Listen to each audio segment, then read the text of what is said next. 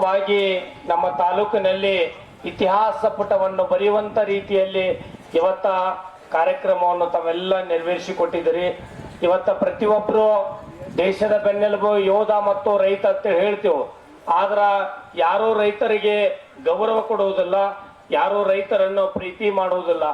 ಇವತ್ತ ರೈತರು ಬೆಳೆದಿರ್ತಕ್ಕಂಥ ಬೆಳೆ ಇವತ್ತು ಎಷ್ಟೇ ಕಷ್ಟಪಟ್ಟರು, ತೊಗರಿ ಇರ್ಬೋದು, ಮೆಕ್ಕೆಜೋಳ ಇರ್ಬೋದು, ಕಡಲೆ ಇರ್ಬೋದು, ಇನ್ನೂ ಬೇರೆ ಬೇರೆ ಪದಾರ್ಥಗಳನ್ನು ರೈತರು ಬೆಳಿತಾರ. ಆದ್ರ ರೈತರು ಬೆಳೆದಿರ್ತಕ್ಕಂಥ ಬೆಳೆಗೆ ಸರಿಯಾಗಿ ಬೆಂಬಲ ಬೆಲೆ ಸಿಗುವುದಿಲ್ಲ. ಯಾಕೆ ರೈತ ವಂಚಿತ ಆಗ್ತಾನಂದ್ರ ಅವ ಬೆಳೆದಿರ್ತಕ್ಕಂಥ ಬೆಳೆಗೆ ಸರಿಯಾಗಿ ಬೆಲೆ ಸಿಕ್ತಂದ್ರ ಅವ ಬಹಳಷ್ಟು ಶ್ರೀಮಂತ ಆಗ್ತಾನ ಅನ್ನುವಂತ ಮಾತನ್ನು ಈ ಸಂದರ್ಭದಲ್ಲಿ ತಿಳಿಸಿ, ಬಸವರಾಜ್ ಬಿರಾದರ್ ಅವರು ನಮ್ಮೂರಿಗೆ ಬಂದಾಗ ಒಬ್ಬ ಯುವ ರೈತ ಎತ್ತುಗಳನ್ನ ಮಾರಿ NTPC ಕೆಲಸಕ್ಕೆ ಹೊಂಟಿದ್ನಂತ. ಅವಾಗ ಬಸವರಾಜ್ ಬಿರಾದ್ ಅವರಿಗೆ ಮಾತಾಡ್ಸಿದ್ನಂತ, ಸರ್ ಎಲ್ಲಿ ಹೊಂಟಿರಿ ಅಂದಾಗ, ಇಲ್ಲಪ್ಪ ಬಸವನ ಬಾಗೇವಾಡಿಯಲ್ಲಿ ಜೋಡೆತ್ತಿನ ಕಾರ್ಯಕ್ರಮ ಮಾಡ್ಬೇಕಂತೇವ್ ಮನಗುಳಿ ಮಠಕ್ಕೆ ಹೊಂಟಿನಿ ಅಂದಾಗ, ಸರ್ ನನಗೆ ಯಾರೋ ಕನ್ಯೆ ಕೊಡೋಲ್ಲ ಆದ್ರಿ ಎತ್ತುಗಳು ಮಾರಿ NTPC ಹೊಂಟಿನ್ರಿ ಅನ್ನತ್ತವ. ಯಾಕಂದ್ರ ಇಲ್ಲಿ ಬಂದಿರ್ತಕ್ಕಂಥ ಬಹಳಷ್ಟು ಜನ ನೀವು ರೈತರಿದ್ರಿ, ಒಂದು ಮಾತು ಕೇಳ್ತೀನಿ ನಿಮ್ಗ, ಯಾರ್ ಕೈ ಎತ್ತರಿಪ್ಪ ನೋಡ್ರಿ, ರೈತರಿಗೆ ನಿಮ್ ಮಗಳು ಕೊಡ್ತೀನಿ ಅಂತ ತಿಳ್ಕೊಂಡು ಕೈ ಎತ್ತರಿ ನೋಡೋಣ. ನೋಡ್ಗ ನೀವೇ ರೈತರಿದ್ರಿ, ಯಾರು ಕೊಡೋಲ್ಲ. ಈಗ ನೋಡ್ಗ ಇವತ್ತು ಒಬ್ಬರು ಎತ್ತಿದ್ರು, ಅವ್ರು ನಮ್ಮ ಮುರಾನವ್ರೊಂದಿಬ್ರು ಎತ್ತಕತ್ತಾರ.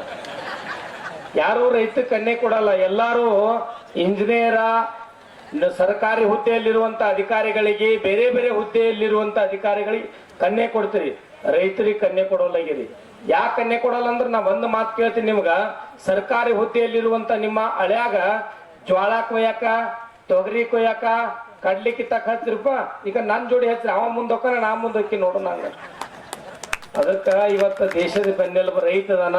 ನಿಮ್ಮ ಮಕ್ಕಳಿಗೆ ತಿಳುವಳಿಕೆ ಹೇಳ್ರಿ, ಪ್ರತಿಯೊಬ್ರು ಎತ್ತುಗಳನ್ನು ಕಟ್ರಿ, ಗೋಗಳನ್ನು ಕಟ್ರಿ.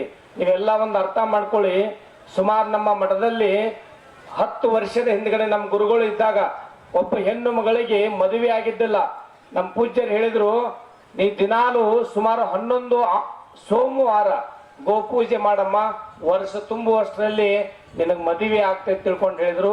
11 ಸೋಮವಾರ ವರ್ಷದಲ್ಲಿ ಆ ತಾಯಿ ಗೋಪೂಜೆಯನ್ನ ಮಾಡಿದ್ರು, ಗಟ್ಟಿ ಆಯ್ತು. ಆ ತಾಯಿದು ಗಟ್ಟಿ ಆಯ್ತು. ಆ ಗೋಮಾತೆ ಹತ್ರ, ಎತ್ತುಗಳ ಹತ್ರ ಬಹಳಷ್ಟು ಶಕ್ತಿ ಇದೆ. ಅದಕ್ಕೆ ಪ್ರತಿಯೊಬ್ಬರು ಇವತ್ತ ಯಂತ್ರೋಪಕರಣಗಳಿಗೆ ನಾವೆಲ್ಲ ಅಂಟ್ಕೊಂಡು ಬಿಟ್ಟಿದ್ದೇವೆ. ಎಲ್ಲರೂ ಪ್ರತಿಯೊಬ್ಬರು ಟ್ರ್ಯಾಕ್ಟರ್ ತರೋದು, ಬೇರೆ ಬೇರೆ ವಸ್ತುಗಳು ತರೋದು. ಆದ್ರೆ ದುಡಿಯೋರು ಯಾರು ಸಿಗೋಲಾಗ್ಯಾರ ತಿಳ್ಕೊಂಡು, ಆದ್ರೆ ಸಿಕ್ಕೇ ಸಿಗ್ತಾರ. ಈ ಕೇಂದ್ರ ಸರ್ಕಾರಕ್ಕೆ, ರಾಜ್ಯ ಸರ್ಕಾರಕ್ಕೆ ಈ ವೇದಿಕೆ ಮುಖಾಂತರ ನಾನು ಒಂದು ಮಾತು ಹೇಳಕ್ ಇಚ್ಛೆ ಪಡ್ತಾ ಇದ್ದೀನಿ. ಈ ರಾಜ್ಯ ಸರ್ಕಾರದವ್ರು ಬಿಟ್ಟಿ ಭಾಗ್ಯಗಳು ಮಾಡಿರಲ್ಲ. ಈ bus free, current bill free, ಮತ್ ಇನ್ನೊಂದು ಏನೇನೋ ಫ್ರೀ ಮಾಡಿರಲ್ಲ. ನಿಮ್ಗೆ ಒಂದು ಮಾತು ಹೇಳ್ತೇನೆ, ರೈತರ ಪರವಾಗಿ ಇವೆಲ್ಲಾ ಫ್ರೀಗಳನ್ನ ಬಂದ್ ಮಾಡ್ರಿ. ನಮ್ಮ ರೈತರಿಗೆ ತಿಂಗಳಿಗೆ 11,000 ರೂಪಾಯಿ ಕೊಡ್ರಿ ಅಂತ ತಿಳ್ಕೊಂಡು ವೇದಿಕೆ ಮುಖಾಂತರ ನಿಮಗ ವಿನಂತಿ ಮಾಡ್ಕೊತೀನಿ. ಯಾಕಂದ್ರ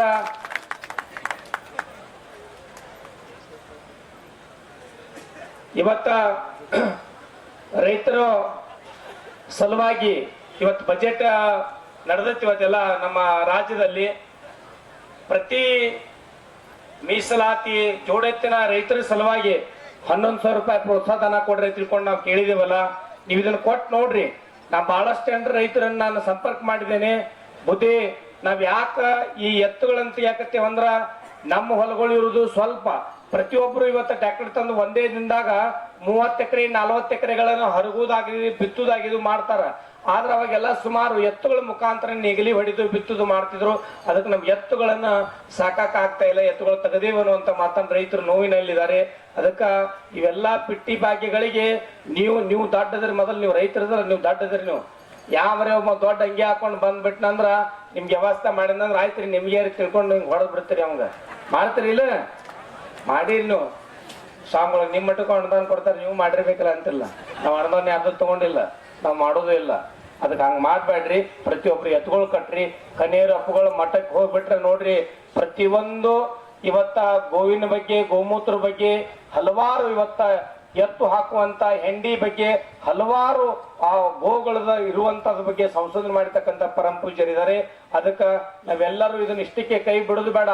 ಬಸವರಾಜ್ ಅವರು ಇವತ್ತ ತಮ್ಮ ಸರ್ಕಾರಿ ಹುದ್ದೆಯನ್ನು ತ್ಯಜಿಸಿ ಬಸವನ ಬಾಗೇವಾಡಿ ತಾಲೂಕಿನ ವಿಜಯಪುರ ಜಿಲ್ಲೆಯಲ್ಲಿರುವಂತ ಎಲ್ಲ ರೈತರನ್ನ ಸಂಘಟನೆ ಮಾಡ್ಕೊಂಡು ಇವತ್ತ ಸಾವಿರಾರು ಎತ್ತುಗಳನ್ನು ಕೂಡಿಸುವಲ್ಲಿ ಅಲ್ಪ ದಿನಗಳಲ್ಲಿ ಕುಡಿಸಿರ್ತಕ್ಕಂಥ ತಾಲೂಕು ಯಾವುದಾದ್ರೂ ಇದ್ರ ಅದು ಬಸವನ ಬಾಗೇವಾಡಿ ತಾಲೂಕು ಅಂದ್ರೆ ತಪ್ಪಾಕಿಲ್ಲ ಅನ್ನೋಂಥ ಮಾತನ್ನ ಈ ಸಂದರ್ಭದಲ್ಲಿ ತಿಳಿಸಿ ಪೂಜ್ಯರು ಇನ್ನೂ ಮಾತಾಡೋರಿದ್ದಾರೆ.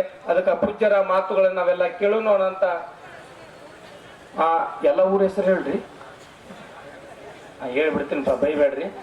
ಸುಮಾರು ಈ ಜೋಡೆತ್ತಿನ ಬಂಡಿಯಲ್ಲಿ ಸುಮಾರು 40 ಹಳ್ಳಿಯ ರೈತರು ಬಂದಿದ್ದಾರೆ.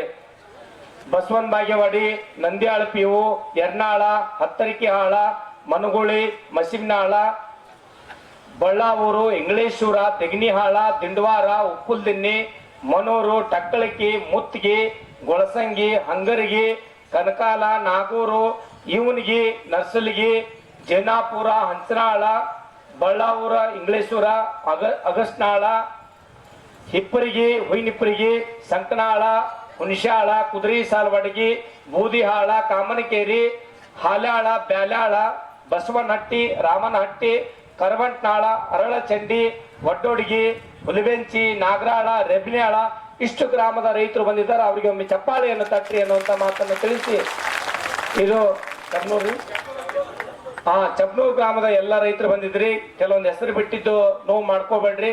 ಹೀಗೆ ಇನ್ನೂ ಜಿಲ್ಲೆಯಲ್ಲಿ ದೊಡ್ಡದಾಗಿರ್ತಕ್ಕಂಥ ಇವತ್ತು 1,000 ಜೋಡೆತ್ತನ್ನು ಕೂಡಿಸಿದ್ದೇವೆ. ಬರುವಂತ ದಿನಮಾನಗಳಲ್ಲಿ 2,500 ಎತ್ತುಗಳನ್ನು ಕೂಡಿಸೋಣ ಅನ್ನುವಂಥ ಮಾತನ್ನು ತಿಳಿಸಿ ನನ್ನ ಮಾತಿಗೆ ವಿರಾಮ ನೀಡ್ತಾ ಇದ್ದೇನೆ. ಓಂ ಶಾಂತಿ.